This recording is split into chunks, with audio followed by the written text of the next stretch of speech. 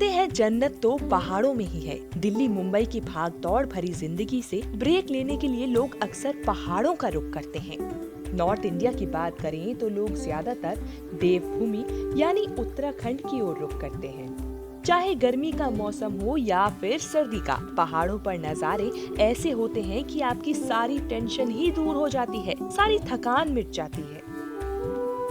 आज भारत यात्रा में हम आपको लेकर आए हैं उत्तराखंड के रुद्रप्रयाग। रुद्रप्रयाग में बद्रीनाथ धाम से आने वाली अलकनंदा और केदारनाथ से आने वाली मंदाकिनी नदी का संगम होता है। साल 2013 में आई आपदा के बाद फिर से इस इलाके को बसाना आसान तो नहीं था, लेकिन कड़ी मशक्कत के बाद फिर से सब कुछ सामान्य किया गया है। रुद्रप्रयाग जनपद बद्रीनाथ से आने वाली अलकनंदा और केदारनाथ धाम से आने वाली मंदाकिनी नदी के किनारे बसा है। जिस तरह कश्मीर को धरती का स्वर्ग कहा जाता है, उसी तरह उत्तराखंड के रुद्रप्रयाग में भी एक मिनी स्विट्जरलैंड बसता है। उत्तराखंड की वादियों में रुद्रप्रयाग में एक छोटा सा हिल स्टेशन है जिसका नाम चोपता है। प्रत्येक वर्ष लाखों की संख्या में भक्त अपने आराध्य केदारनाथ दर्शन के लिए रुद्रप्रयाग पहुँचते हैं। पर्यटन की दृष्टि से देखें तो मिनी स्विट्जरलैंड चोपता रुद्रप्रयाग जिले में स्थित है। चोपता में होने वाली बर्फबारी का आनंद लेने के लिए प्रत्येक वर्ष लाखों की संख्या में पर्यटक यहां पहुंचते हैं। इसके अलावा श्री पार्वती विवाह स्थल त्रिगुनारायण, पंच केदार शीतकालीन गद्दी स्थल, ओमकारेश्वर मंदिर, उखीमठ आदि धार्मिक स्थल भी यहाँ मौजूद हैं। इन धार्मिक स्थलों की यात्रा करने से अलग ही आनंद की प्राप्ति होती है। चोपता चारों ओर से हरे भरे बुग्यालों से घिरा हुआ है। नवंबर, दिसंबर और जनवरी माह में यहाँ भारी बर्फबारी होती रहती है। चोपता बेहद ही ठंडा पर्यटक स्थल है। चोपता को अंग्रेजों ने बसाया था। हर साल लाखों पर्यटक यहाँ पहुँचते हैं। चोपता में रहने खाने की सारी सुविधाएं भी उपलब्ध हैं। यहाँ का आनंद ले सकते हैं। मेरे साथ इसी कड़ी में अधिक जानकारी देने के लिए रुद्रप्रयाग के पर्यटन अधिकारी सुशील नौटियाल जी मौजूद हैं।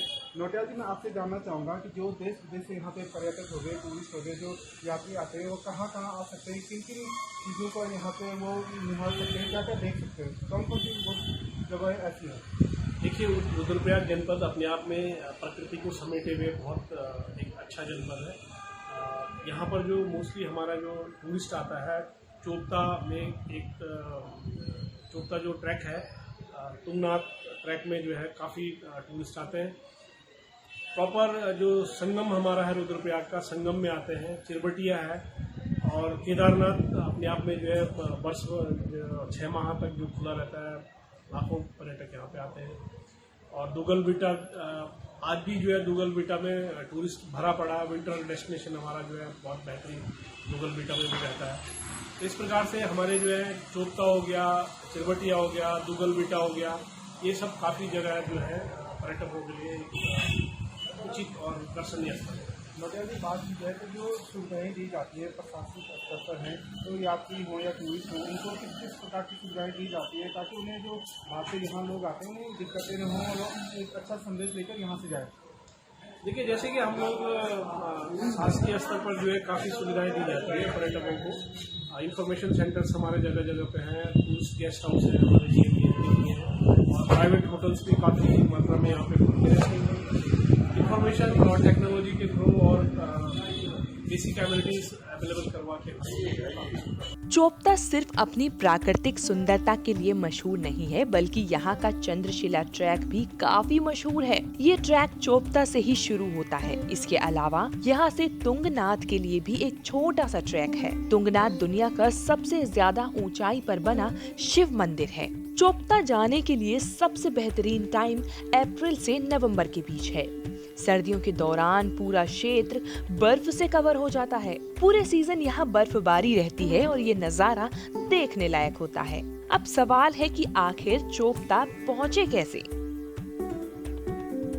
सड़क मार्ग से जाने के लिए हरिद्वार जाना होगा। हरिद्वार से रुद्रप्रयाग के लिए सार्वजनिक बस सेवा उपलब्ध है। इसके अलावा अपनी गाड़ी से भी जाया जा सकता है। हरिद्वार से ऋषिकेश, बद्रीनाथ हाईवे पर रुद्रप्रयाग तक सीधे ही जाना है। रुद्रप्रयाग से केदारनाथ के रास्ते पर कुंड तक जाना होगा। कुंड से चोपता की दूरी 34 किलोमीटर है। नजदीकी रेलवे स्टेशन ऋषिकेश है। ऋषिकेश से फिर सार्वजनिक बस सेवा उपलब्ध है। देहरादून नजदीकी एयरपोर्ट है। देहरादून से फिर ऋषिकेश तक सड़क मार्ग से आना होगा। ऋषिकेश से फिर सार्वजनिक बस सेवा उपलब्ध है। अगर आप भी अप्रैल महीने में कहीं घूमने की प्लानिंग कर रहे हैं तो चोपता आप जा सकते हैं। बस जाने से पहले तैयारियां जरूर पूरी कर लें।